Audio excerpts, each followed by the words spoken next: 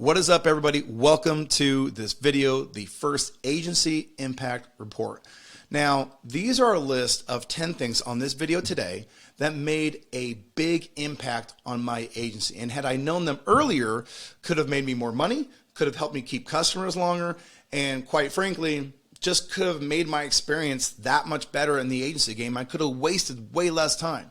So I'm going to give you 10 things today that are very actionable that will really move the needle in your agency. If you like this list, engage below, comment, whatever you want to do, ask questions, and that will tell me that I should make a part 2 to this video. So with that said, let's jump right into it. By the way, if you're new to the channel, like, subscribe, get notifications. We make agency-facing content like this every week, and we'd love for you to be a part of our community. So let's jump into number one. All right, number one, broad versus niche. This is a conversation that I hear all the time, and I can tell you from a person who has grown an agency to well over 100 customers that there is no question maintaining a broad approach, or in other words, taking any customer that will come to you, is something you only do in the discovery phase of your agency. You cannot scale by going to a ton of different niches. You don't know their psychographics, you don't know their behaviors, you don't know their patterns. You build too complex of an agency. The niche model, okay, and really if you've seen any of my content before, we're talking more of a sub-niche model, or in other words, the category, the niche, and then the sub-niche. That very narrow pocket of customer base will make it so your advertising, your offers, your systems, everything within your agency will work better. Now, if you look at the UpHex YouTube channel, you're going to see case studies and spotlights of people who have crushed it with this model, with this agency model. And what you won't see are people going to broad markets. Nobody does that. So if you're in the learning phase of your agency and you're testing out different niches, okay, fine, see who you like, serve them, learn their business. But when you settle in and you want to really start growing an agency, you must focus on niche. All right, comply versus advise. Now, this is an interesting one. At the very beginning of your agency, you treat your customers as if you are their employee. And because you treat them this way, they start dictating how they want you to do their marketing. And this is something that happens subtly. Or in other words, I don't think that they intend to do it, and I don't think that you know that it's happening. So what you end up doing is complying with their ideas. This is a horrible, horrible business model, because what happens is they end up, again, micromanaging you, treating you like you are their hourly employee. And so when they look at how much they're paying you, they're like, well, I only spent 1 hour with them last week. There's no reason they should be getting X amount of money from us. That is not what you want to do. It creates a very poor dynamic for your agency if you comply with the wishes, with the ideas of your customers. Quite frankly, most of them are using you because they suck at marketing. And even though you may not feel as confident in your advertising or in your skills, you are miles ahead of them. So the comply versus advise is something where it's a mindset shift. Or in other words, you need to get into the mindset that, yes, I will listen to my customers. And yes, I'm not going to be a jerk, but yes, I'm the expert. They are not. They need to listen to my advice, and we need to do what works. All right, feature creep. This is an interesting one. When I see a lot of agencies out there, and most agency content talks about the 7-figure agency and, just huge revenue numbers. By the way, revenue is a vanity metric. Profit, that's what you care about. But when I hear people talking about these huge agencies, they're saying, well, I offer ads, I offer SEO, we offer review automation, we offer this, we offer all those different things. I can tell you right now, for every feature you add, there are 3 points of impact down your business. You have fulfillment, you have support, and then you have sales. You have all these different things. There might even be more than 3. But at the end of the day, anytime you add something, you have to add SOPs to support those things. And you have to add more customers. The more you do that, the more it's like breaking your windshield with a little rock. It's a chip. And if you don't stop the chip, it'll just expand and spider over the entire windshield. You do not want that. You want your agency to maintain simplicity, and feature creep is a real thing. The sad thing about feature creep is you don't realize much of it is happening until much of it has already happened. Listen to that one more time. You don't realize it's happening until it has happened. And then tearing down all these features is when you can potentially lose a bunch of customers. All right, let's go to the next one. Too many ad templates. This one really surprised me. So as a lead gen agency, and when we rolled out UpHex, by the way, we were originally, when we rolled out UpHex, and if you don't know what UpHex is, go into the description center. We basically have productized ad buying, media buying. You can offer Facebook ads, Google ads to your customers and resell our software as your product.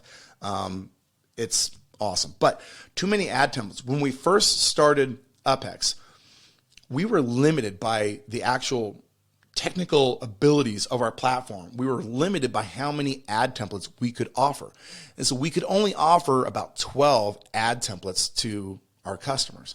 We thought it was a limitation. But what was interesting was at that point in time, we had over 100 customers on the platform, but we only had 12 ad templates.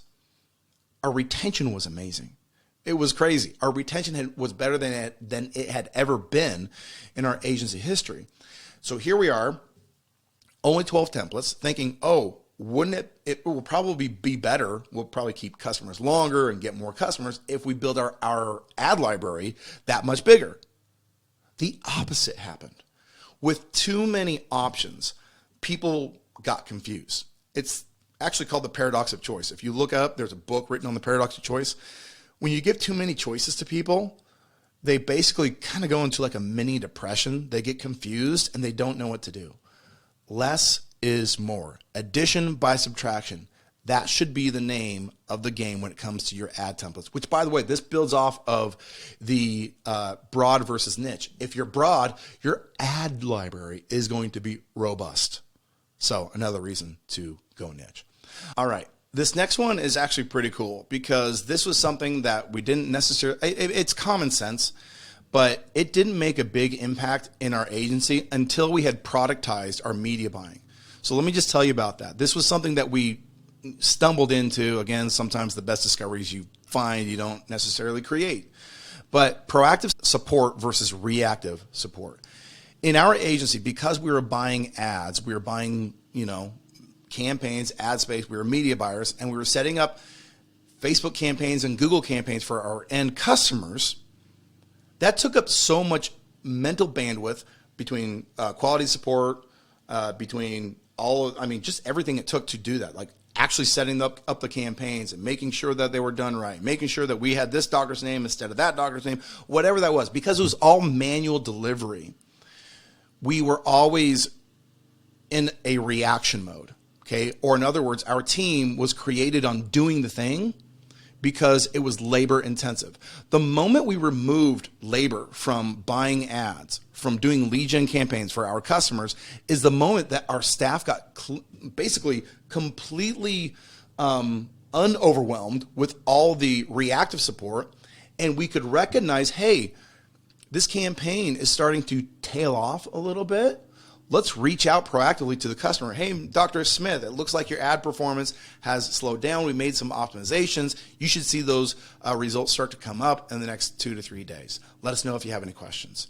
The moment we did that, our retention doubled, and we didn't know why. And we started like connecting some dots. We're like, there's a big difference between the agency here and there. What happened? And our fulfillment director was like, I don't have as many fire put out calls at all, hardly anymore. Everything we're doing before the problem happens. I can tell you right now, if you offer reactive support and it's a baseball game, 1, 2, 3, you're out, one reactive support request and you've got strikes 1 and 2. And there's only one tiny little thing that needs to come in to break the back of that customer. It will be basically, you get any support request from a customer, they're going to churn. Right? So proactive support is a huge, huge lift for any agency. All right, let's go to number 6. Delayed list building. So this one is something we all do. This is like good agency hygiene. Or in other words, it's something we all know we should do, but we delay doing because it's not a short-term outcome. Like, you don't necessarily get a huge benefit by starting to build your customer list, or your prospect list rather, because they're not your customers yet, your prospect list one name at a time. But I tell you, there's nothing more freeing than having a database of customers that you can email. I shouldn't even say customers, I meant prospects. A database of prospects that you can email, that at any point in time when you need customers, you send them a well-written email and an offer to get on a call with you, and boom, you can have new customers. So there are some tricks to doing this, and if you want to know what those tricks are, grab the comments below and say tricks, and I may shoot a video on just building your list faster. In fact, building your list to like 1,000 before you even start having to build your list one name at a time. All right, not calling leads. This one is hilarious. Now, let me give some context here. In the world that we live in today, because there's so much automation, because CRMs are incredibly prolific, because AI, conversational AI, is here today, those things are all awesome. But they remove the focus away from how people really work. People buy from people, okay? And tools are tools. They are meant to supplement, support the human-to-human interaction, but not replace it.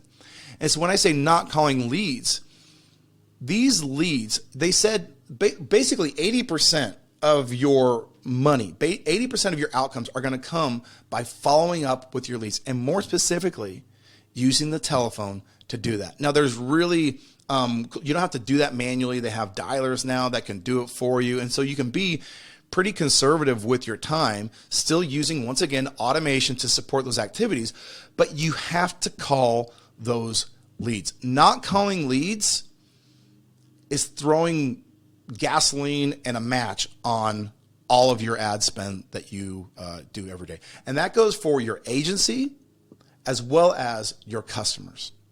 All right. Offer guarantees. You know, there's nothing more telling of an amateur than seeing them lead with this massive guarantee. Like, that is the only thing they have, right? So it is true that a guarantee can get attention. But I remember actually this, I have it in one of my webinars, a agency that was guaranteeing 90 new patients per month. That number is crazy and, quite frankly, impossible. Like, we've never seen anything. I've been doing this a decade, never seen anybody that has been able to do that consistently. Maybe do it in a month, but month after month after month, never seen it. Okay? And what's interesting is when you click on the link, the URL for the webinar funnel said 30 new patient appointments guaranteed. So in my mind's eye, I'm thinking, okay, so they tried a guarantee of 30 new appointments, which makes sense, totally doable, guaranteed. But then that didn't work. It wasn't compelling enough. So they're thinking to themselves, what can we do that would be crazy compelling? And they probably had iterations until they got to the craziest one of them all, which was 90 new patients guaranteed. That is crazy. And it is the sign of a complete amateur. And by now, some of these tactics did work. Back in 2016, 17, 18, those tactics, they worked because customers were so desperate and they thought that there was so much magic in digital marketing that they're like, oh, these guys must have some kind of crazy targeting thing. Okay, let's go with them. But now that so many people have been burned, that is now a complete sales objection that you don't know you're putting in the way of your agency. Do not offer guarantees like that. And by the way, you have an implied guarantee in your services already. If somebody pays with a credit card, if they want their money back, all they got to do is call it Visa, MasterCard, and say, hey, we don't want to pay these guys, give us our money back. And you get the money back. So you should all have a satisfaction guarantee, but an outcome guarantee like this, one, is probably illegal. Probably. And then two, it just makes you look stupid, makes you look like a beginner. So don't do it. All right. Secret shopping leads. This one, if you don't secret shop your leads, this falls in line with that discussion on proactive support. Okay, so first of all, what is a secret shopper lead? A secret shopper lead, you start doing lead gen for your customers. One of two things is going to happen. Number one, what happens 95% of the time, they're going to get the leads in and they're going to do nothing with them. Why? Because most of the people who are actually interfacing with your leads or your platform, your agency platform, are employees. They're getting paid nothing extra. They're getting no new training. They basically just had an owner who's super excited about this new agency who maybe guaranteed them craziness, and they're just ready to go. Well, that employee is not the owner. There's no incentive for them to put in any extra work. So what are they going to do? Leads are going to be flowing in. You're super psyched about it, and they're going to do nothing. Absolutely nothing. And what happens when you do nothing with cold leads? Nothing happens. You spend money, and your client gets very upset. Secret shopping leads, however, is a strategy to where you place a false lead, that is you or somebody on your team, into the system to gauge what's happening with those processes.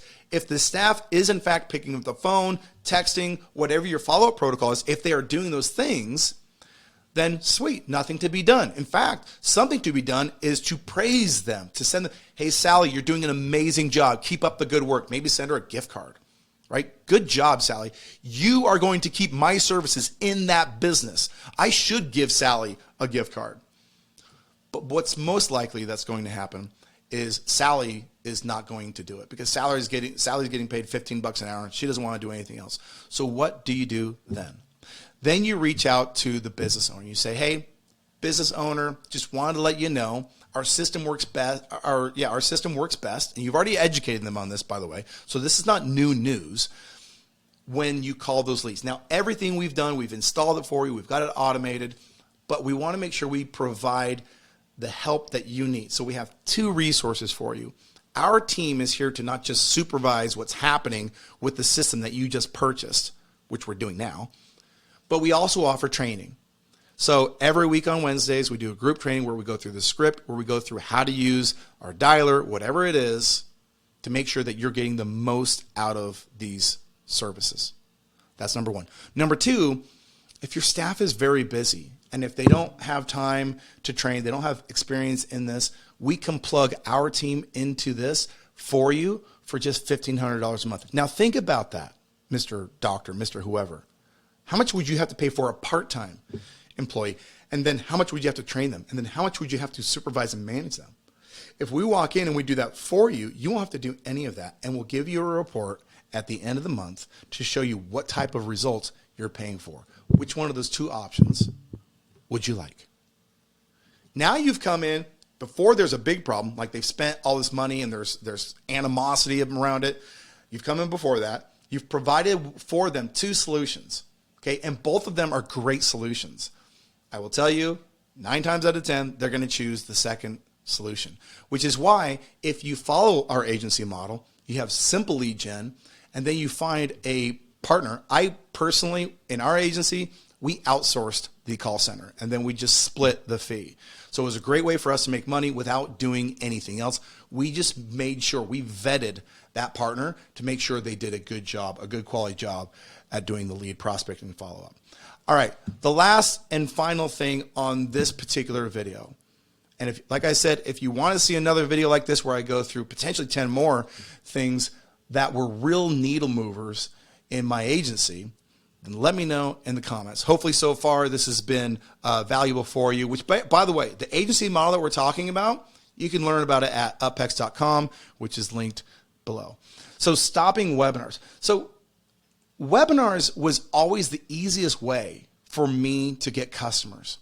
And what was crazy was I would do a webinar, we'd get a bunch of customers, and because we got an influx of customers, I'd be like, well, I guess we don't need to do any webinars because I did it. We're good.